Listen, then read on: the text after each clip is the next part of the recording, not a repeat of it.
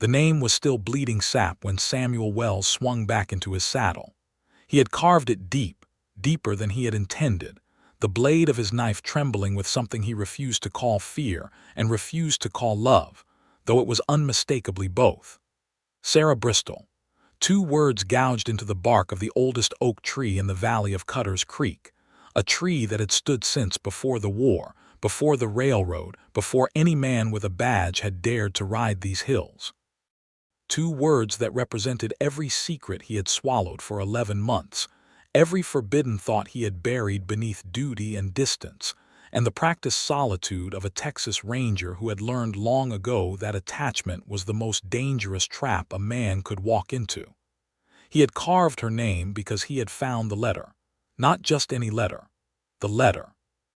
The one folded inside a traveling coat belonging to Congressman Aldous Vane, the man who had ridden into the town of Redrock, New Mexico Territory, in the spring of 1882 with a smile like polished silver, and a handshake that made every merchant and every rancher feel seen and heard and safe. The letter that revealed in plain, unforgiving language that Vane had arranged for the Bristol family's ranch to be seized under a fraudulent land grant, that he had bribed the county clerk, and that he had specifically instructed one of his men to ensure that Sarah Bristol, the last surviving member of that family, did not live to contest the claim in a court of law. Samuel Wells had read that letter twice, standing in the shadow of a juniper tree 3 miles outside of Redrock, his jaw locked so tight his teeth ached. Then he had folded it, tucked it into his breast pocket, ridden to the old oak at the bend of Cutter's Creek, and carved her name into the bark. He could not explain why he had done it. Maybe it was a promise to himself. Maybe it was a reckoning. Maybe it was simply that Samuel Wells, who had ridden alone for 8 years and eaten cold beans by 100 campfires and put 6 men in the ground with no ceremony and no regret, had finally, unavoidably, catastrophically fallen in love with a woman who did not know it, and needed to mark the moment before he rode back to face the storm of it. He wheeled his horse, a lean gray roan named Cinder, and set his heels. Redrock was 2 hours east at a gallop. Sarah would be at the ranch, or what was left of it, where she had been every day for the past 3 weeks since the eviction notice had arrived, and she had refused, absolutely refused, to leave. That was the first thing Samuel had understood about Sarah Bristol. She did not leave. He had to go back and tell her. And telling her meant telling her everything, the letter, the conspiracy, and the feeling he had been riding away from for nearly a year. The story of how Samuel Wells arrived at that oak tree, and why the name he carved there meant more to him than his own, began 11 months earlier in the muddy, wind-bitten town of Redrock, New Mexico Territory, in the summer of 1881. Redrock had exactly the things every town in the territory had in that era. A general store run by a stout man named Otto Kessler who weighed everything twice and smiled only when you overpaid.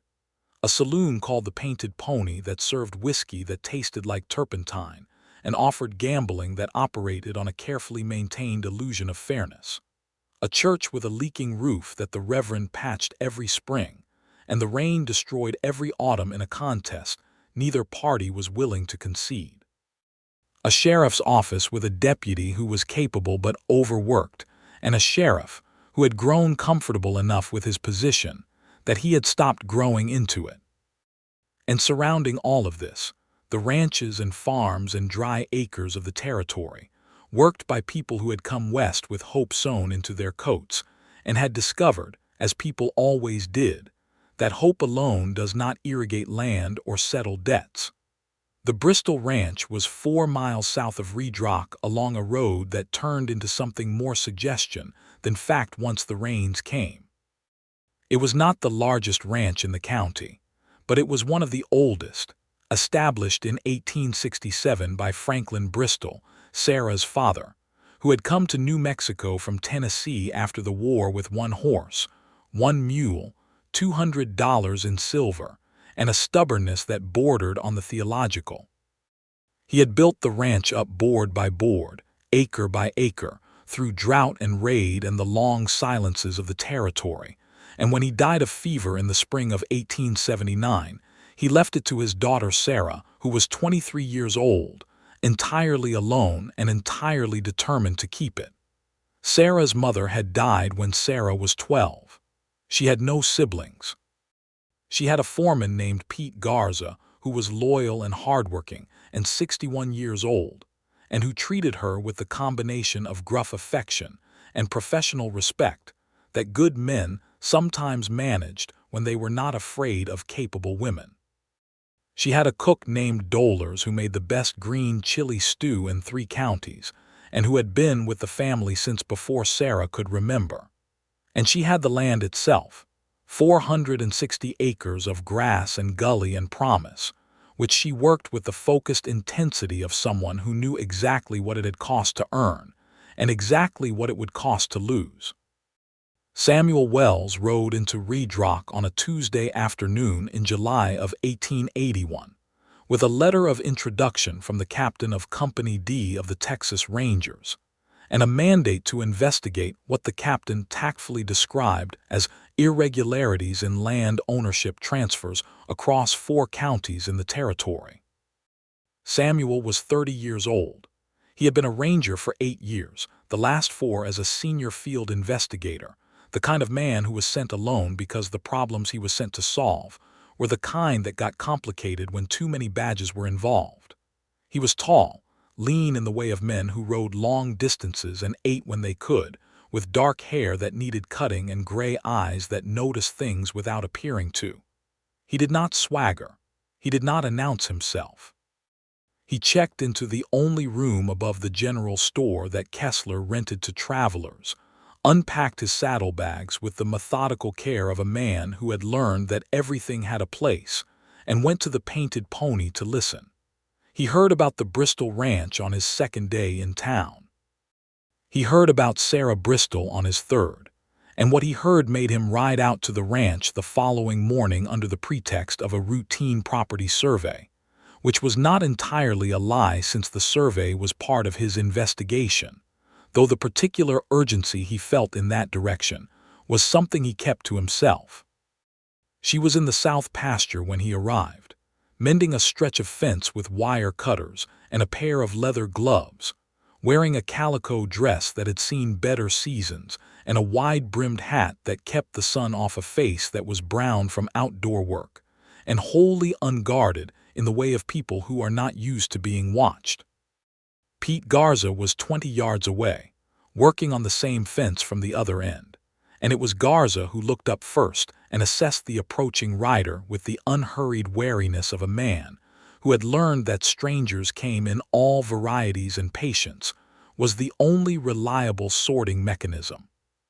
Samuel introduced himself, explained his mandate in general terms, and watched Sarah Bristol turn to look at him with eyes the color of dark amber, the kind of color that changed with the light, and he had the immediate, unsettling sensation of being looked at by someone who was not in the least intimidated and was, in fact, forming an independent assessment of him with a speed and accuracy that he recognized because it was the same thing he did. "A ranger," she said. It was not a question. It was the opening of a negotiation. "Yes, ma'am," he said. "Your investigation. Does it have anything to do with the land grant filings that went through the county clerk's office last spring?" He looked at her more carefully. "What do you know about those?" "I know they don't make sense," she said simply, and pulled the fence wire taut with both hands, twisting it into place with a confidence that suggested she had done this 1,000 times. 3 ranches on the south side of the valley filed grant challenges the same month. All 3 got rejected in under 2 weeks. The normal processing time is 3 months. I asked the clerk about it. He told me the determinations were made at the territorial level and that I should write to Santa Fe if I had questions.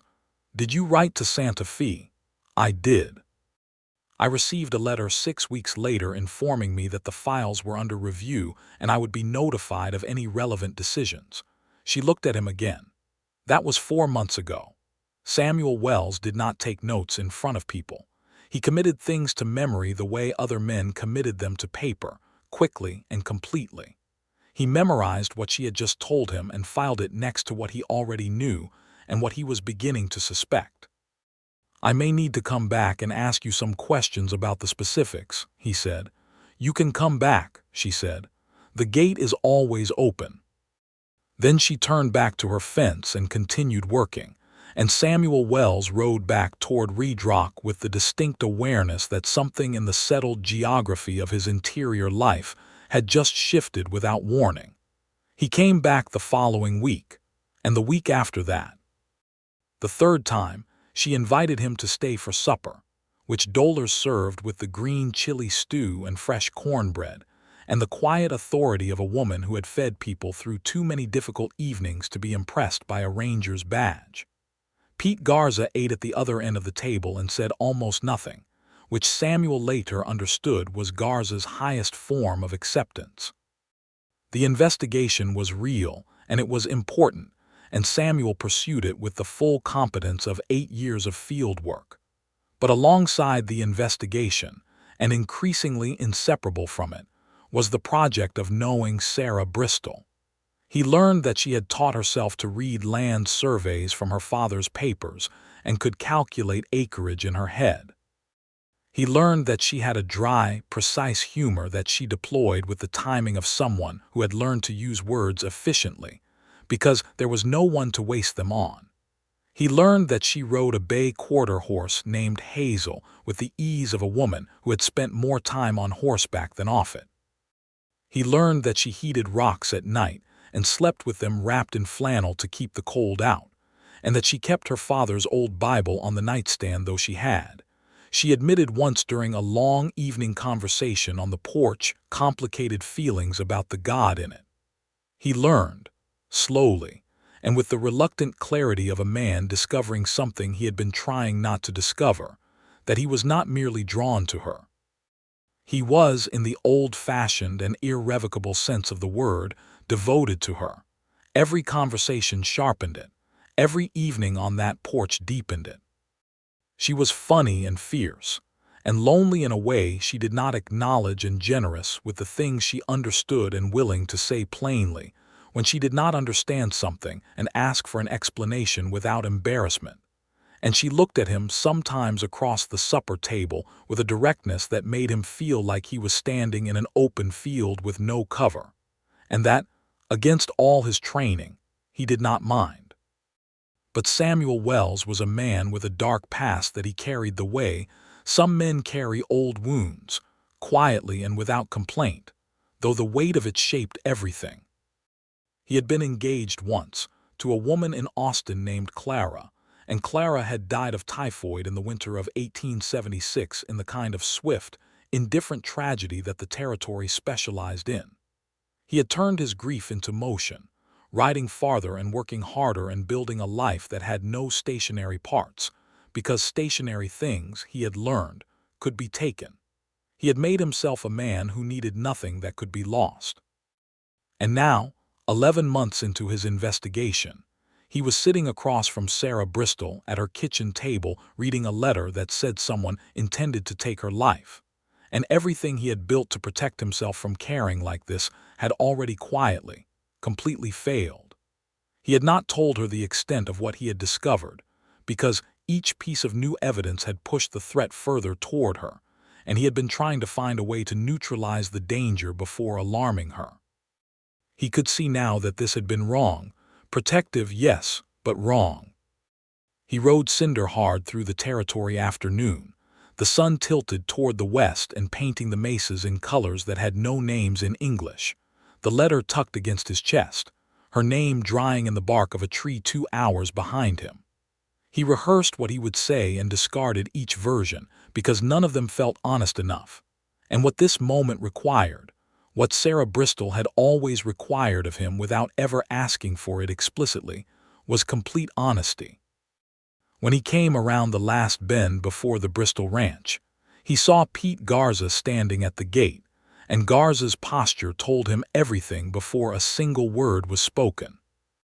Garza was not a man given to visible agitation. He had the stillness of someone who had navigated decades of difficult country by staying calm, but his shoulders were tight and his eyes went to Samuel with an expression that said trouble had arrived ahead of the ranger. Samuel pulled Cinder to a stop. "What happened?" "Two men," Garza said, "rode in about an hour ago. Said they were from the county assessor's office. Showed Sarah papers saying the assessment on the property had been revised, and she owed taxes she couldn't pay by Monday or the property would be seized for non-payment." Samuel felt something cold and precise move through him. "Where is she?" "Kitchen." "She's holding it together, but she's—" Garza stopped. For a man like Garza, the pause was as complete a sentence as he was capable of producing. It meant that Sarah Bristol, who held everything together by the force of will that had carried her through 2 years of running this ranch alone, was close to the edge. Samuel was off Cinder and walking before Garza finished. He went through the gate and up the path and knocked once on the kitchen door, which was already half open, and stepped inside. She was at the table. The papers were spread in front of her. She had both hands flat on the table the way people do when they need to anchor themselves to something solid, and she was staring at the numbers on the page with the expression of someone trying to locate an error they cannot find because the error is not in the arithmetic but in the intention behind it. She looked up when he came in. The amber eyes were darker in the kitchen light. There was no trace of tears, which he had expected, and also no trace of the dry humor, which he had come to rely on as a measure of her equilibrium. What was in her eyes was something rawer and more frightened than she would ever have put into words, and he felt it in his chest like a physical thing. "Samuel," she said. "I know," he said. She looked at him for a long moment. "You know about the tax assessment." "Not specifically about that, but I know about Aldous Vane." The name landed in the room like a stone in still water. He watched the ripple of recognition move across her face, followed immediately by the sharp narrowing of focus that meant she was processing rapidly. "Tell me," she said, so he told her. He sat down across from her at the kitchen table, and he told her about the investigation, about the land grant irregularities that had drawn him here and the pattern he had uncovered across 4 counties, about the connections he had traced back to Vane, and the bribed clerk and the fraudulent filings. He told her about the 3 other ranches that had already been absorbed into holdings controlled by shell companies with names that traced back, through enough layers of paper, to the congressman's associates. He took the letter from his breast pocket and laid it on the table in front of her. She read it. She read it twice, the same way he had, not because she had not understood it the first time, but because the full meaning of it required a second pass, the way certain kinds of pain do. "He wants me dead," she said. Her voice was steady. The steadiness cost her something, but she paid it. "He wants the land. He wants you unable to contest the claim." He may not have meant the language literally. Samuel paused. "I think he did mean it literally." Silence held the kitchen for a moment. Outside, a mockingbird ran through its repertoire in the mesquite tree by the water trough, indifferent and musical. "How long have you known?" she asked. "I found the letter this afternoon." "How long have you known it was Vane?" He looked at her directly. 3 weeks. The silence after that was a different kind. He watched her absorb it, the knowledge that he had known and had not told her, and he watched her process that alongside the fact of why, and he did not look away from her because she deserved his eyes for this. "You were trying to protect me," she said. "Yes." "By keeping me in the dark." "Yes." "That was wrong," she said. "Yes," he said. "It was." Another pause. The mockingbird switched to a new song. "All right," she said. "What do we do?" He had not expected that. Not the quickness of it, not the pragmatic pivot from hurt to action. He had expected something more recrimination, more pain. And he realized that what she was doing was not suppressing either of those things but filing them for later, because the immediate problem was larger than the interpersonal wound. And she understood that with the same clear-eyed practicality that had kept this ranch running for 2 years. "The letter is evidence," he said. "Sufficient evidence with the other documents I have to bring a case against Vane in federal court. But that takes time, and it takes a federal judge, and it takes a prosecutor who is willing to move against a congressman, which means it takes political will that may or may not exist." And in the meantime, she said, I have until Monday to pay taxes I cannot possibly pay.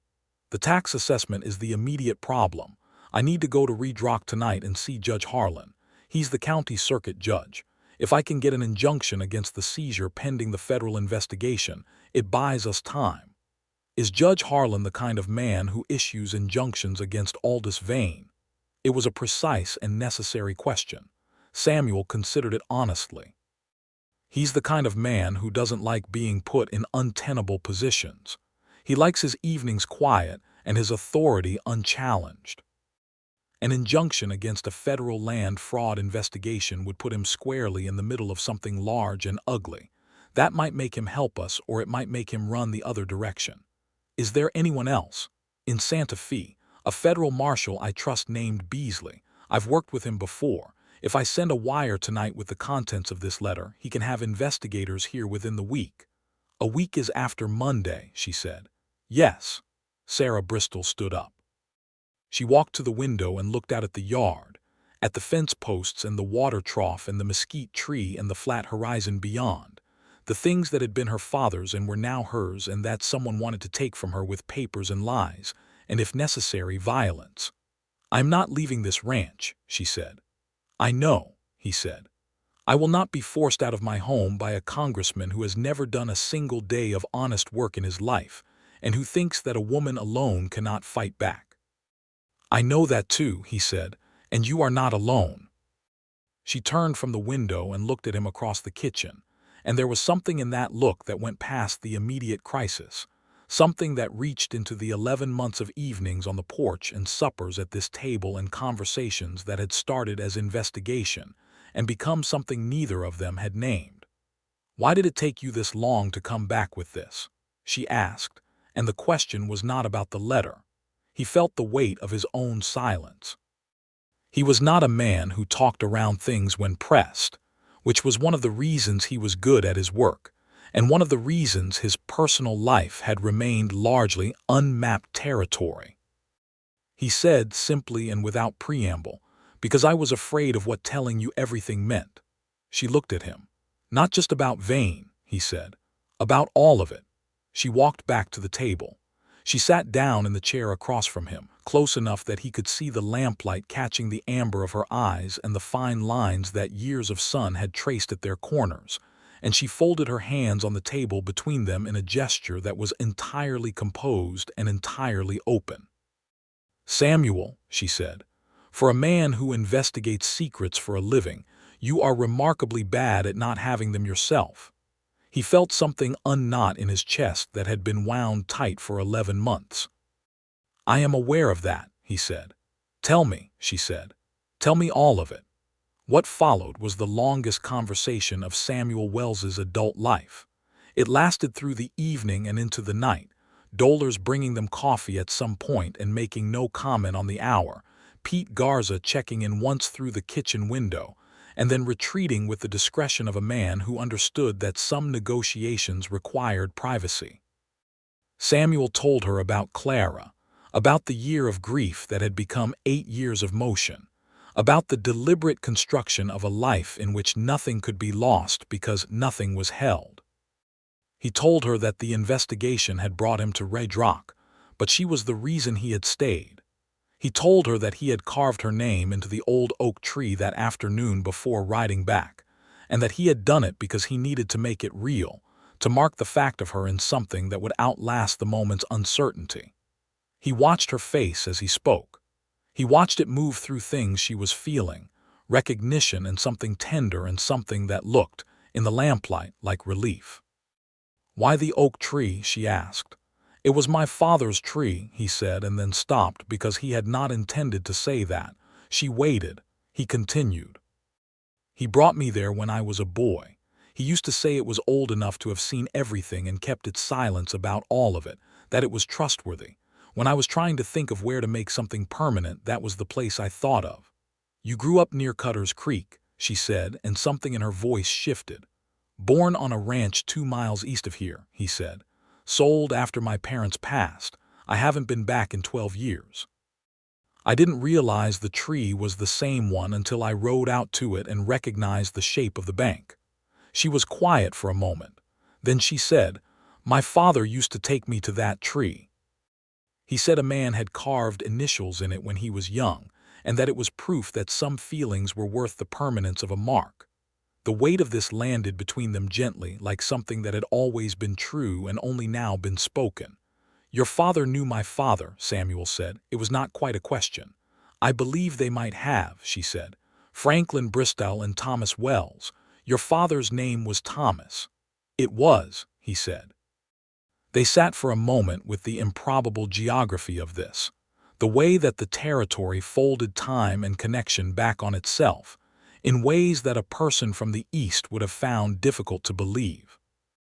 "The oak tree," she said finally, "is going to be on my land after we fight this."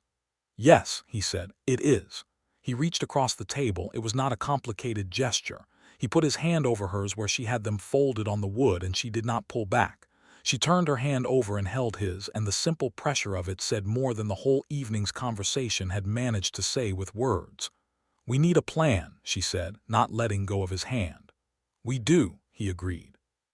The plan had two parts, and both of them required moving quickly. The first part was the injunction.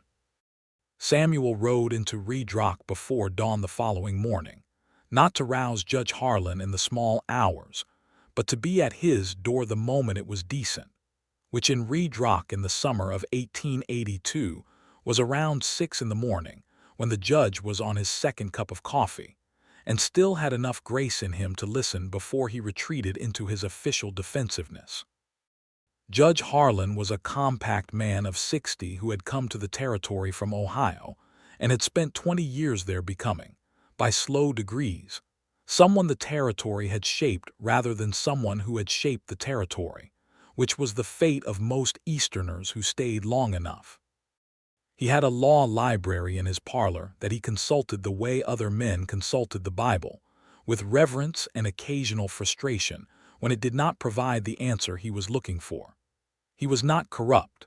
He was cautious, and caution in the service of a powerful man's interests could produce outcomes indistinguishable from corruption, which was something Vane had clearly understood when he had selected Redrock as part of his operation. Samuel sat across from the judge in his parlor with the letter on the table between them and the survey documents and the chain of company registrations that he had assembled over 3 weeks of meticulous work, and he laid out the case with the controlled precision that 8 years of field investigation had made second nature. He did not editorialize. He did not appeal to sentiment. He presented the evidence and let it do what evidence, properly assembled, always did. The judge read the letter twice. He looked at the documents. He rubbed the bridge of his nose with 2 fingers. He refilled his coffee and did not offer Samuel any, which Samuel took as a sign of agitation rather than discourtesy. "If this is accurate," the judge said carefully. "It is accurate," Samuel said. "If it is accurate, it constitutes a federal offense of considerable scope." "It does. And the tax assessment presented to Miss Bristol yesterday is a mechanism of the same fraud," Samuel said, "designed to force a property seizure under color of law when the underlying land grant challenge fails due to bribery of county administrative officials." The judge turned the letter over in his hands. "Aldous Vane has considerable standing in the territorial government," he said. "He does," Samuel said. "He also has written instructions in his own hand for the permanent removal of a private citizen in order to prevent her from exercising her legal rights. I'm a Texas Ranger with full investigative authority under federal mandate, Judge Harlan. I am asking for a temporary injunction against the seizure of the Bristol property, pending the resolution of a federal fraud investigation. This is a narrow, legally sound request that falls well within your authority and carries no risk to you unless you decline it, and the full case subsequently becomes public." It was not precisely a threat. It was the kind of precise statement of consequence that honest men in difficult positions needed someone else to make out loud so that they could act on what they already knew was right. Judge Harlan signed the injunction at 7:20 in the morning. Samuel was back on Cinder by 7:30, the document folded in his pocket, riding for the telegraph office to send the wire to Marshal Beasley in Santa Fe. The wire went out at 8 o'clock. Samuel wrote it in the compressed, functional language of field reports, stripping every unnecessary word, filling every remaining one with fact. He included the letter's contents in their entirety, the names, the dates, the amounts of the bribes, the company names, the specific language regarding Sarah Bristol's life. He did not know if Beasley would act quickly enough, but he knew that Beasley was a man who, once presented with something that demanded action, acted. He rode back to the Bristol ranch with the injunction and found Sarah in the yard, feeding the horses with the focused attention she gave to physical work when she was worried about something she could not yet address directly. She looked up when he came through the gate, and he held up the injunction without speaking. He watched the tension in her shoulders change. "The tax seizure is stayed," he said. She let out a breath that was not quite a sigh and not quite a laugh. "Until when?" "Until the federal investigation concludes. Beasley will have investigators here within the week. When they arrive, Vane's operation across all 4 counties comes apart. The county clerk will be the first to cooperate because he's the most exposed and the least protected. Once the clerk testifies, the bribery case is essentially complete." "And Vane himself?" she asked. "Federal charges for fraud and for the conspiracy against your life," Samuel said. "Whether a congressman ultimately goes to prison in the territory in 1882 depends on factors that are above my grade. But the land grant is invalidated the moment the fraud is established. Your property stays yours." She looked at him across the yard in the morning light, the bay horse Hazel nudging her shoulder from behind with a gentle persistence that she absently accommodated without looking away from Samuel. "You did all of that before breakfast," she said. "I did not actually eat breakfast," he said. Something shifted in her expression, something so warm it made his chest hurt. "Come inside," she said. Dollars made biscuits. What followed was a week that moved at 2 entirely different speeds simultaneously. At one speed it was logistically intense. The arrival of Marshal Beasley's 2 deputies on the 3rd day. The questioning sessions conducted at the kitchen table and later at Judge Harlan's parlor. The county clerk's rapid and comprehensive cooperation, once it was made clear to him that the alternative was a federal prison sentence. The paper trail being followed and documented, and the formal case being assembled with the thoroughness that federal prosecution required. Samuel was at the center of all of this, moving between the ranch in Redrock and the county seat at Cimarron, 30 miles north, riding hard and sleeping little and operating with the competent intensity that was his best professional mode.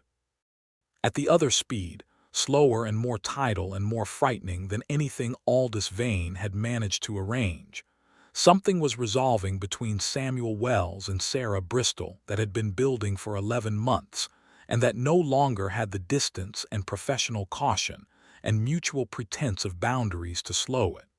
He was at the ranch every evening. Supper was a fixed point, the table, Dollar's cooking, Pete Garza's comfortable silence and occasional dry observation, and then the porch afterward, the 2 of them in the chairs that had become their chairs through repetition, the territory darkening around them and the stars coming up enormous and the mockingbird doing its long, complicated evening broadcast from the mesquite tree. They talked about everything.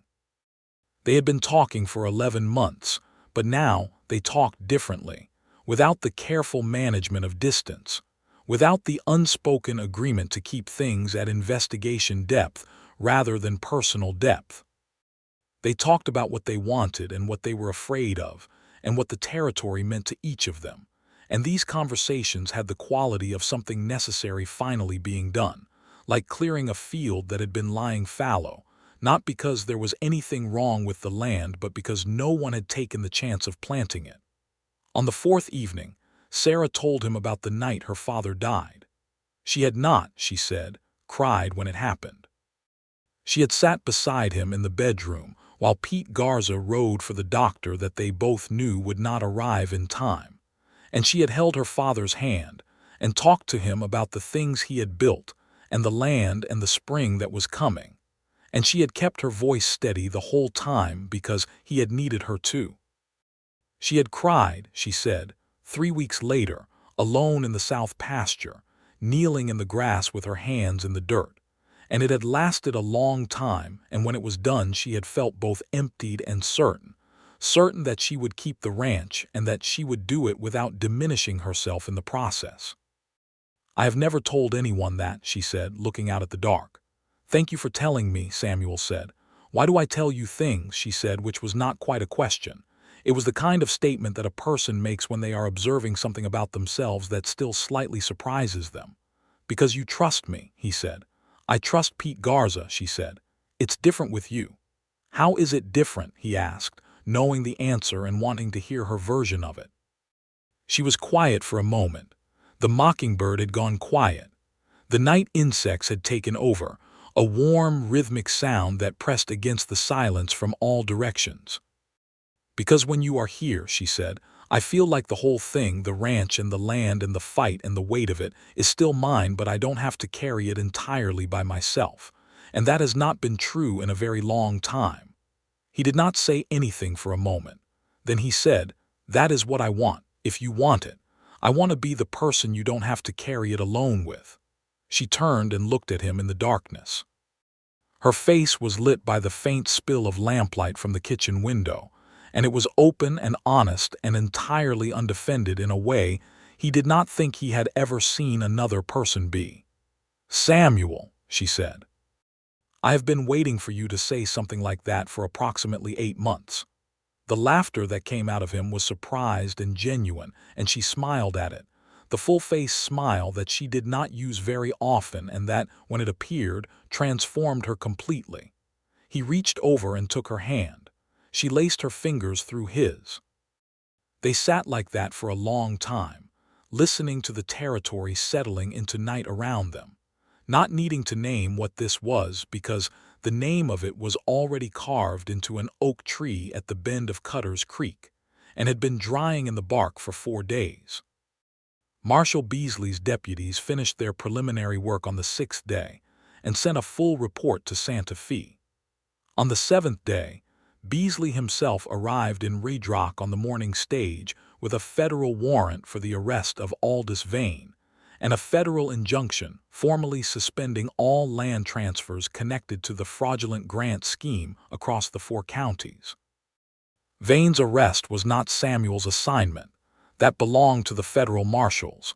But Samuel was there when it happened, standing outside the Painted Pony Saloon, where Vane had been holding what he had described to his associates as a routine business meeting, which it had been, in the same way that a man cleaning a weapon he intends to use is engaged in a routine activity.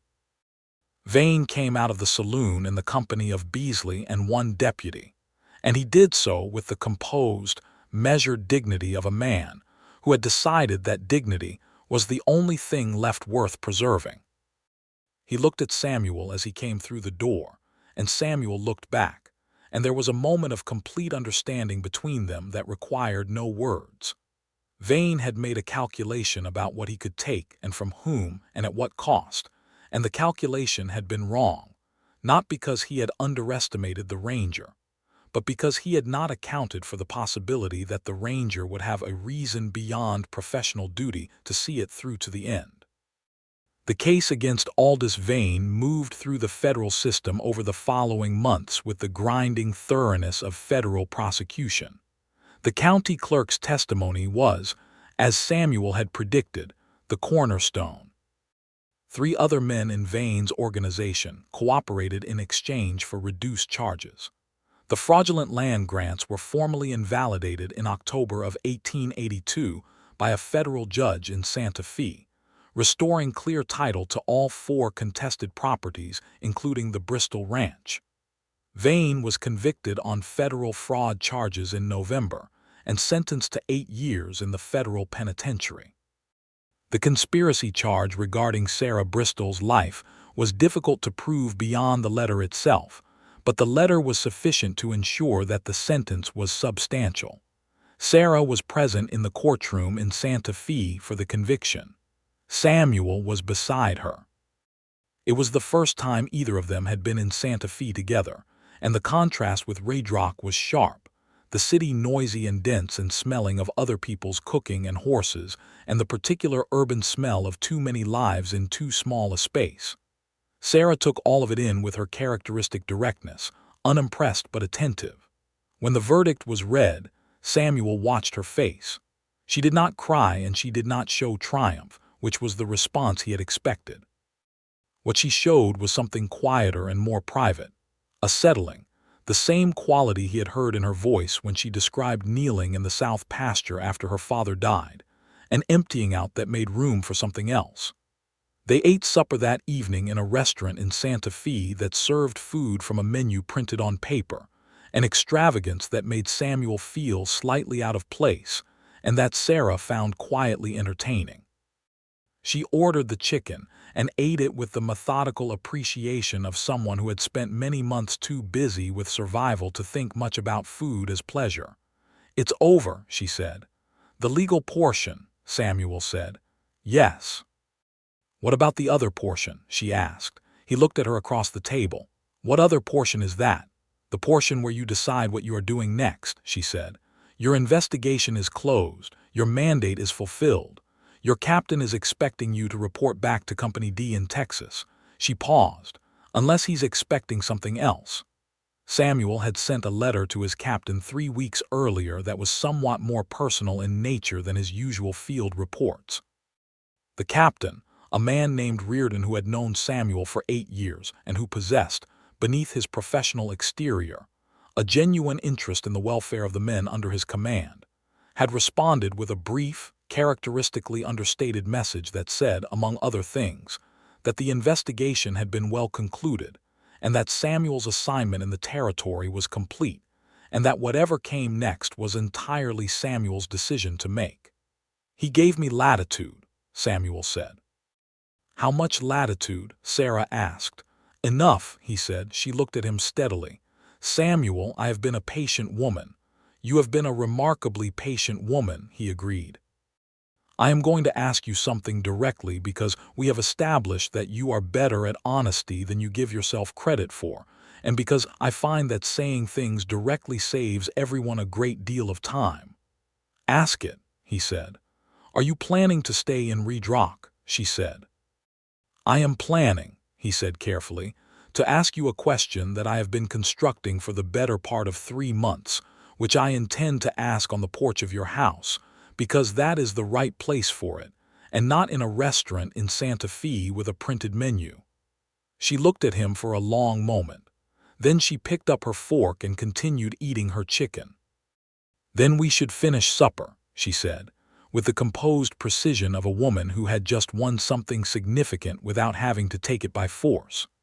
They rode back to Redrock the following day on the stage, which was a slower and considerably less comfortable way to travel than horseback, but which allowed them to sit side by side for 9 hours, which was its own thing.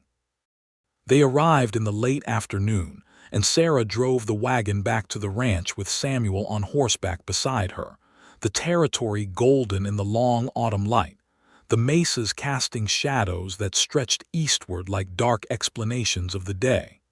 Pete Garza met them at the gate. He looked at them both and nodded once, which from Garza meant something close to a speech. Dolers had made stew. They ate at the kitchen table, and the meal had the quality of a homecoming, which is what it was, and afterward Samuel stood on the porch and watched the stars come up over the flat dark land, and Sarah came and stood beside him, and they looked at the same sky together. "This is the question," he said. She waited. "I have been a solitary man for a long time," he said. "I was that way deliberately, because I decided after Clara that it was safer. I know now that I was wrong about that, not because it wasn't safe, but because what I was protecting myself from was also what I was denying myself, which is this: being here, wanting to be here more than anywhere else I could go, wanting to be the person who is beside you not just in the difficult parts but in all of it. The ordinary parts and the long winters and the spring when the grass comes back and the evenings on this porch for the rest of the evenings there are." He paused. "Sarah Bristol, I love you. I have been in love with you for the better part of a year, and I am asking you to marry me here on this porch, which is the right place for it." She had been looking at the stars while he spoke. She turned now and looked at him. In the lamp spill from the kitchen window her face was as he had first seen it in the south pasture, entirely unguarded and entirely its own. "Yes," she said. "I thought you would never get there." He kissed her. It was the first time he had kissed her, and it had the quality of something both new and already known. The way the territory sometimes showed you a landscape you had never seen and felt immediately like the place you had always been trying to find. She kissed him back with a directness and warmth that was entirely consistent with everything else about her. And when they separated, she looked at him with her eyes bright, and the full-face smile working its transformation. And he thought that he had been correct to carve her name in something that would last. They were married in December of 1882 in the Redrock church under its habitually leaking roof, which the Reverend had patched in October, and which had already begun to surrender to the coming winter rains. The ceremony was witnessed by Pete Garza, who stood at the back with his hat in both hands and his expression one of gruff satisfaction, and by Dolers, who cried the whole way through and was not remotely embarrassed about it, and by Judge Harlan, who attended in a personal rather than professional capacity and who brought a bottle of reasonably good whiskey as a wedding gift, and by Marshall Beasley, who had made a special trip from Santa Fe because he said he wanted to see how a case ended when it ended well. Otto Kessler from the general store came. Several neighboring ranchers came. The Painted Pony closed for 2 hours in the afternoon so that its regular patrons could attend, which said something about how Redrock felt about Sarah Bristol and about the man she had chosen. The Reverend performed the ceremony with an efficiency born of decades of practice and a genuine warmth that the efficiency did not diminish. Samuel Wells said his vows in the contained, honest way that he did most things, without embellishment and with complete sincerity, and Sarah Bristol said hers in her clear, direct voice, looking at him the whole time the way she looked at things she had decided to be true to. When it was done, and the Reverend declared them married, and the small congregation in the leaking church expressed its pleasure with a warmth that surprised even Samuel, who was not used to being the recipient of communal affection, Dolers produced an extraordinary celebration supper from the church kitchen, green chili stew and roasted beef, and 3 kinds of pie. And Pete Garza produced a fiddle from somewhere and played it with an unexpected skill that generated spontaneous dancing among people who had told themselves they were only attending a wedding. Samuel and Sarah danced together in the small open space at the front of the church, not very expertly in the technical sense, but with a closeness and an ease that was more than compensating.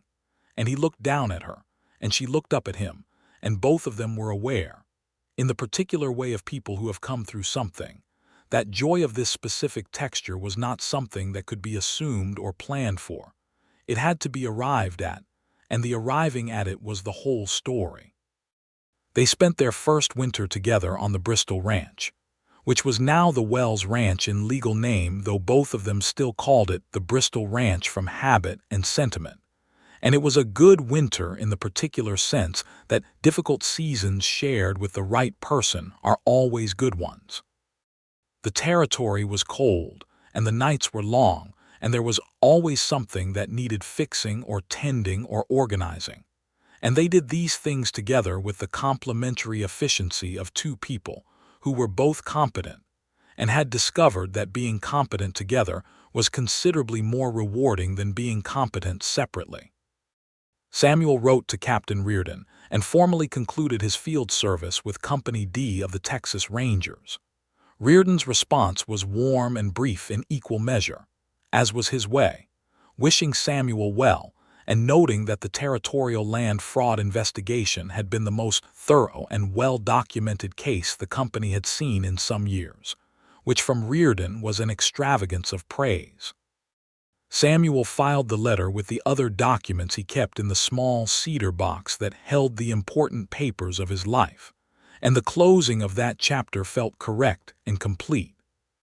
He applied to the New Mexico Territorial Sheriff's Office in the spring of 1883 and was offered a position as a deputy marshal covering the three-county area that included Redrock, a position that allowed him to do the work he was genuinely good at: investigative work, the patient, careful work of finding what was hidden and making it visible, while being able to return to the ranch each evening.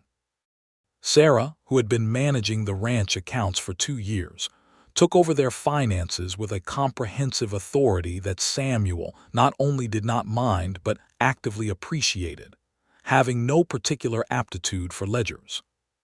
Pete Garza stayed on as foreman through the spring and into the summer of 1883, and in June of that year he told Sarah over supper that his sister in Albuquerque had been asking him to come help her with her husband's failing health, and that he thought the time was right.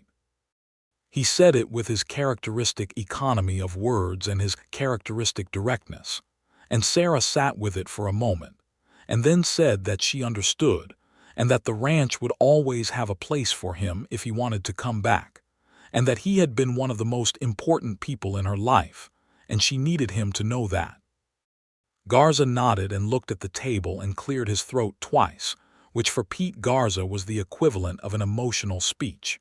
He left in late June, and the departure marked a transition in the character of the ranch from the place it had been to the place it was becoming, a process that continued and deepened through that summer and fall. In the autumn of 1883, Sarah told Samuel that she was expecting a child.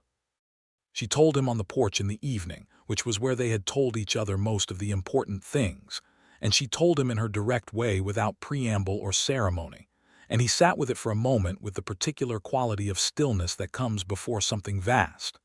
Then he stood up and crossed the porch to where she was sitting and knelt in front of her chair, not theatrically, but because he needed to be at her level, and he took both her hands and looked at her. "Are you well?" he asked. Because that was the first thing. "I am well," she said. "Are you frightened?" he asked. She considered it honestly. "A little," she said. "Not about the child, about being a good mother. About whether the things I know how to give are the things a child needs."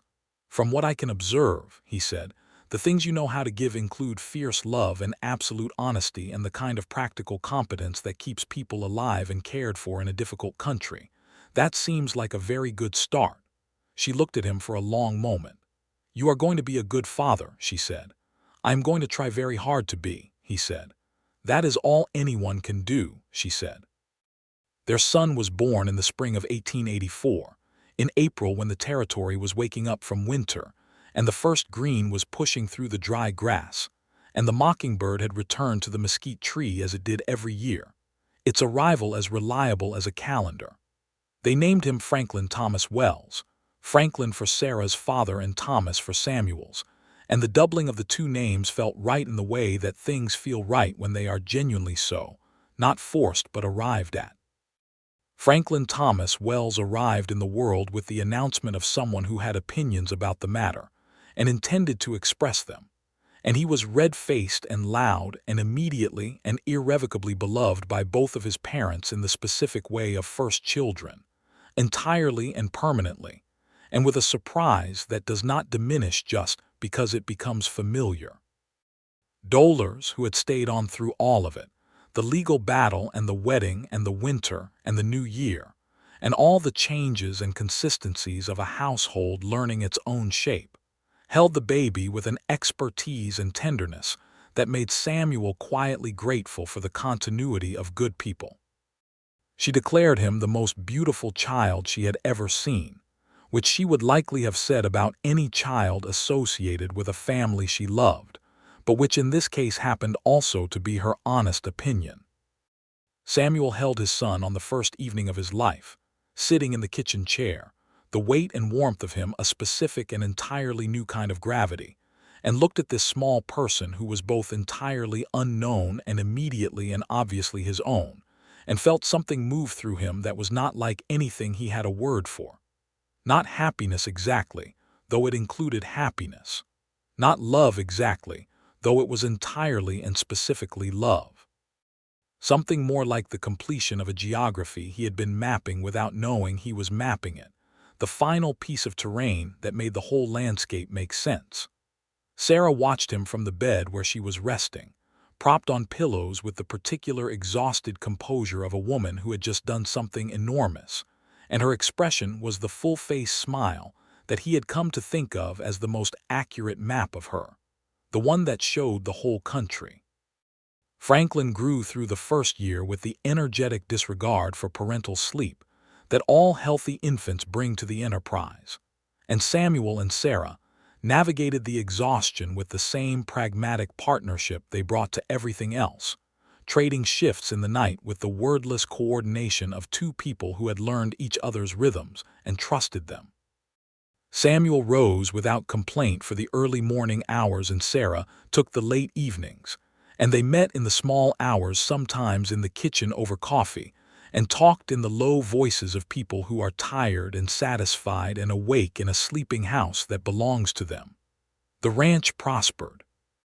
Samuel's work as deputy marshal gave them a steady additional income, and his investigative instincts, turned now toward the quieter problems of the three-county area, made him effective and eventually genuinely respected in a region that had reason to be skeptical of official authority, and had learned over time that Wells was different from the kind of authority it had reason to be skeptical of. He was fair and he was thorough, and he did not use his position for advantage, and he was willing to say when something was wrong even when saying so was uncomfortable, which were the things that built the specific kind of trust that lasts. The summer of 1885 brought a drought that tested every ranch and farm in the county, and required the kind of careful management and difficult calculation that Sarah was, as it turned out, particularly suited for. She had been watching her father manage water and grass for years before he died, and she had absorbed his lessons and extended them with her own analysis. And through the worst of the summer, she made the decisions about grazing rotation and water usage that kept the livestock viable while neighboring ranches suffered greater losses. Several of those neighbors came to her for advice, which she gave freely and without condescension.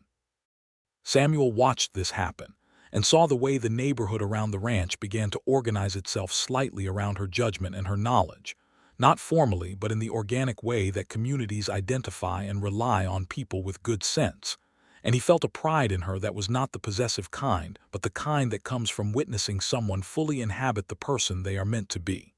In the fall of 1886, Sarah told him again. The same way, the same porch, the same directness. He asked the same questions in the same order. Was she well? Was she frightened? And she answered as she had before, well and a little, and he moved to her in the same way and took her hands. Two, he said. Two, she agreed. Franklin will have to adjust his understanding of his position in the world, Samuel said. Franklin will be fine, she said. He has too much of both of us in him to be seriously threatened by competition. Their second child was a girl born in the spring of 1887 named Clara Adelaide Wells. The first name was Samuel's choice, offered quietly one evening as a suggestion, and Sarah had held it for a moment and then said yes, that was the right name, and had not asked for explanation because she did not need one. The middle name was Adelaide, for Dolor's mother, which Dolors discovered when the baby was formally named, and which produced in Dolors a reaction of comprehensive emotion that lasted several days and was entirely appropriate to the honor. Clara was quieter than Franklin in her infancy, which did not mean less opinionated, only that her opinions expressed themselves in glances and precise targeted vocalizations rather than in the broadcast method her brother favored. Samuel held her and thought of the woman whose name she carried and felt, for the first time in a long time, that the grief was entirely resolved, that naming his daughter after Clara was not a haunting but a tribute, and that the distinction was important and true. Franklin adapted to his sister with the flexible resilience of a 3-year-old who had not yet learned that change was supposed to be threatening. And by the end of her first month, he had assumed a proprietary interest in her welfare that expressed itself as hovering near her blanket and reporting her condition to adults with the earnest frequency of someone who has discovered an important responsibility. Samuel and Sarah sat on the porch in the summer evenings with the children nearby, Franklin crawling through the grass between the fence posts and Clara asleep, in the cradle that Samuel had built that winter from cedar wood with the same methodical care he brought to everything. And the evenings had the quality that the best ordinary evenings have, of being full without being crowded, of holding everything that matters in a space that is exactly the right size for it. One evening in that summer, Samuel rode out to Cutter's Creek. He went alone in the long light of a July afternoon, following the road south and then east until the creek appeared, cottonwoods leaning over the water and the ground soft and green in the shade in a way that nowhere else in the territory quite was, and he rode to the old oak at the bend. The tree had grown around the carving the way old trees do, the wood thickening slightly at the edges of the cuts, the bark darker where the knife had gone, but the letters were still clear. Sarah Bristol. The sap had long since dried, and the carving had gone a deep, rich brown, and it looked like something that had always been there, which in the way that mattered it had. He stood beside the tree for a while with cinder ground tied behind him, his hand on the bark, and thought about the afternoon he had stood in this same place with the letter in his pocket and the knife in his hand, and the absolute certainty that what he felt was too large and too dangerous to carry quietly for one more day. He thought about riding back to the ranch and sitting down at the kitchen table across from her. He thought about everything that had come from that evening, the plan and the injunction and the federal case, and the wedding in the leaking church and Franklin and Clara, and all the evenings on the porch, and all the conversations, and all the ordinary days that were the actual texture of the life they had built. He touched the carved letters once more. Then he mounted Cinder and rode back toward home. Sarah was on the porch when he returned, the late light golden on the side of the house, Clara in her arms and Franklin at her feet, with a stick he was using to conduct an important investigation of the ground near the steps. She looked up when Samuel came through the gate, and her expression was the expression that had become the one he most associated with the word home, open and warm and lit from within and entirely for him. "Where did you go?" she asked. "Cutter's Creek," he said. He dismounted and tied Cinder to the post and walked up to the porch. "The oak tree," she said. It was not a question. "The oak tree," he confirmed. She looked at him for a moment with the amber eyes that still changed with the light. "How is it?" she asked. "It's well," he said. "It keeps its silence. It holds what was put in it." She nodded, settling Clara slightly in her arms. Franklin had abandoned his investigation to attach himself to Samuel's leg, which was his current preferred greeting method, and Samuel bent and scooped him up with the ease of a man who had been doing this for 3 years and had discovered that he was extremely good at it. "I have been thinking," Sarah said, "about going to see it." "You should," he said. "It is your name after all." "It is," she said with a small smile that contained everything. "We could go together," he said, "all of us."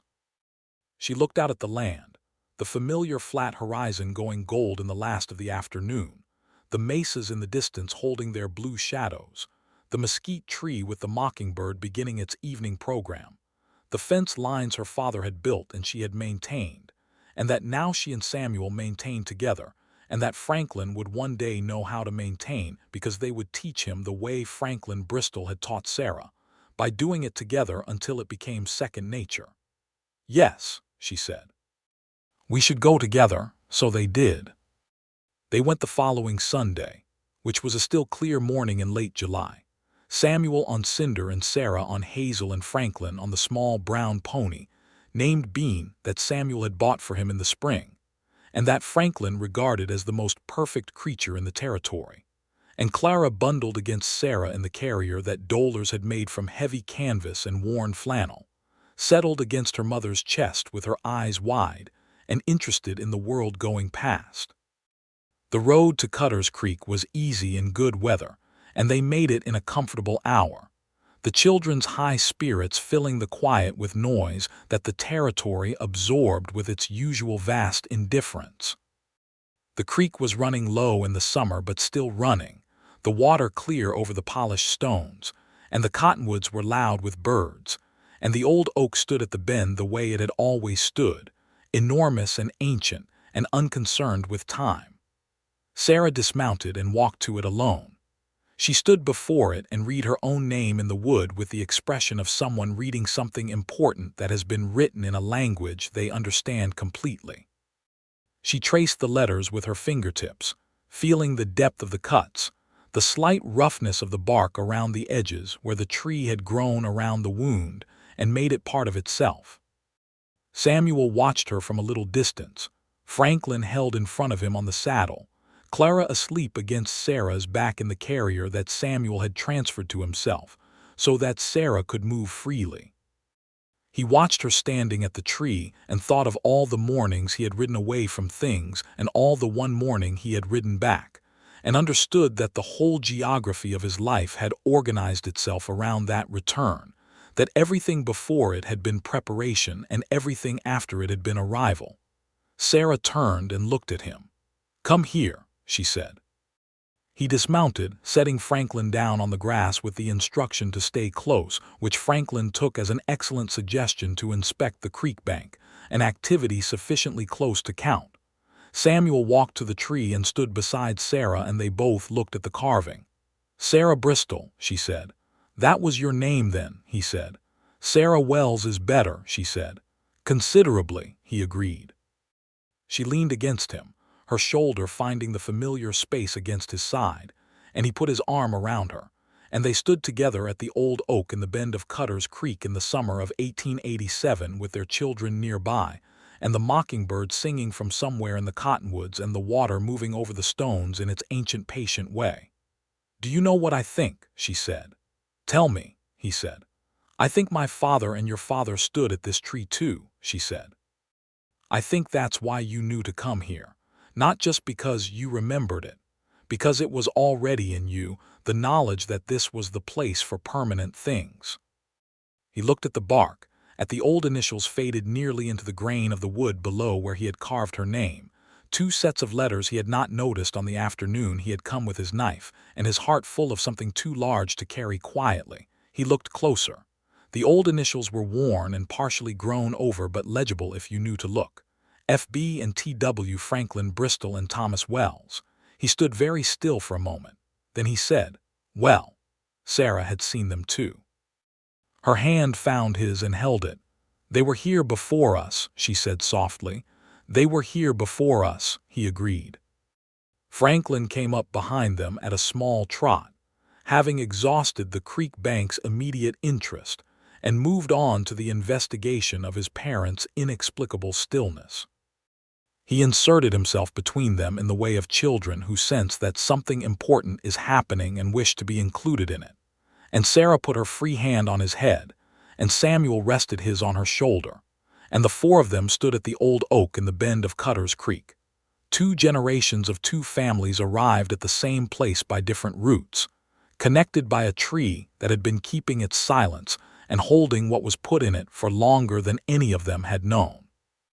The territory stretched out around them in every direction, enormous and indifferent and beautiful, the way it always was, the way it would go on being long after any of them had finished with their small necessary portion of it.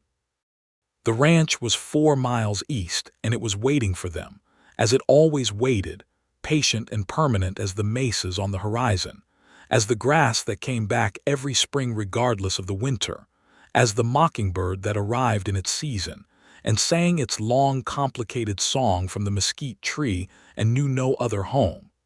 Samuel Wells had been a solitary man.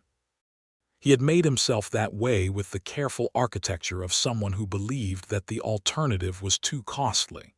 He had been wrong, and finding out he was wrong had been the best thing that had ever happened to him, better even than being right about everything else. He had carved her name into the old oak and ridden back to tell her. The telling had been the beginning of everything, and everything was this: the weight of Clara asleep against his chest in the carrier, the small, solid pressure of Franklin against his leg, Sarah's hand in his, the old tree bearing its testimony, the creek running on beside them, the whole bright, ordinary, irreplaceable day. They rode home in the afternoon, the four of them on the easy road between the creek and the ranch, the territory warming around them and the shadows beginning their long eastward lean. Franklin rode Bean with a confidence that had grown throughout the summer into something approaching style, and Sarah rode beside Samuel, close enough that their stirrups occasionally touched, and Clara had woken in her carrier and was looking out at the world with the wide, dark eyes that were entirely her own, and that Samuel suspected were going to be seeing things clearly for a very long time. "What are you thinking?" Sarah asked him. "That we should have Dolers make the green chili stew tonight," he said. She laughed. It was the full-face laugh that was rarer than the smile and therefore more valuable, and it went out into the territory around them and was absorbed by it, and the territory took it in as it took everything, with its vast, undemonstrative patience, and held it in the same silence it had always kept, the silence in which all the territory's real history lived. The ranch came into sight around the last bend of the road, the house and the barn and the fence posts her father had built, and the water trough and the mesquite tree and the gate that was always open. Samuel Wells rode through the gate of the Bristol ranch at the end of a Sunday in July of 1887, his family around him, the letter that had changed everything still preserved in the cedar box in the bedroom, along with his ranger's commission and the wedding certificate and the children's birth records and the deed to the land that was theirs, legally and permanently and without question. He had been a solitary man. He was not anymore. He was not anymore, and the oak tree at the bend of Cutter's Creek bore the evidence of the moment the change had begun, her name in the bark, drying in the afternoon light of a day in May of 1882, while the man who had carved it mounted his horse and rode back to tell her. He had told her. She had listened. And everything else had followed from that, as everything else always does when two people with enough honesty and enough courage and enough love for the difficult, beautiful country they share finally stop carrying their secrets alone and put them into words. Dolers was on the porch when they rode in. She had a look on her face that suggested the green chili stew was already in progress, which meant that whatever Samuel was thinking she had been thinking first, as was generally the case. "Supper in an hour," she announced, with the authority of someone who has been feeding a family through all its seasons and has earned the right to announce things rather than ask them. "Perfect," Sarah said, swinging down from Hazel with the ease of a woman who had been riding all her life and intended to keep doing so. Franklin had already abandoned Bean at the post and was through the gate and up the path, his voice carrying back to them in the clear evening air something about the creek and a particular stone he had found there, and the specific excellence of Bean as a riding companion. A report delivered with the comprehensive intensity of a 4-year-old for whom everything that has happened is equally and immediately important and worth transmitting. Samuel brought Cinder around and led him to the water trough, and Clara reached up from her carrier to touch his jaw with her small, precise hand, and he turned his head and looked at her, and she looked back at him with her wide, dark eyes, entirely calm, already at home in the world. He thought about the oak tree. He thought about the name drying in the wood and the ride back to the ranch, and the kitchen table, and the letter unfolding between them and everything that had come after. The long, patient, necessary process of two people finding their way to each other through the particular difficult, beautiful country of love in a hard land.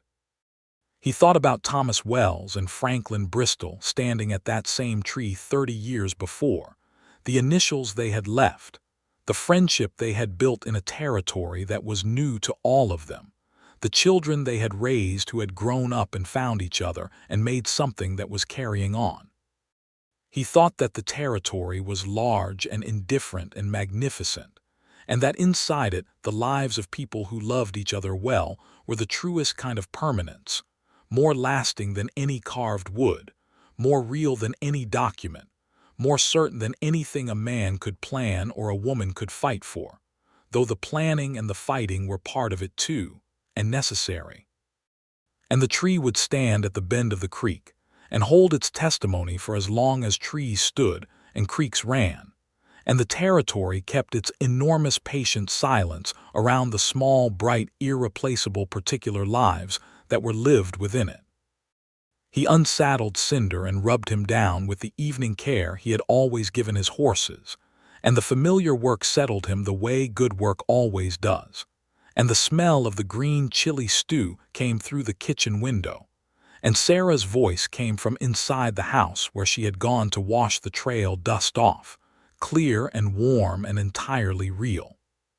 Samuel Wells stood in the yard of the ranch that was his home, in the territory that was his country, in the life that was his life, and felt the full and specific weight of all of it, not as a burden but as the only possible definition of a man who had finally, at last, arrived exactly where he was supposed to be. He was not going anywhere. He was already home.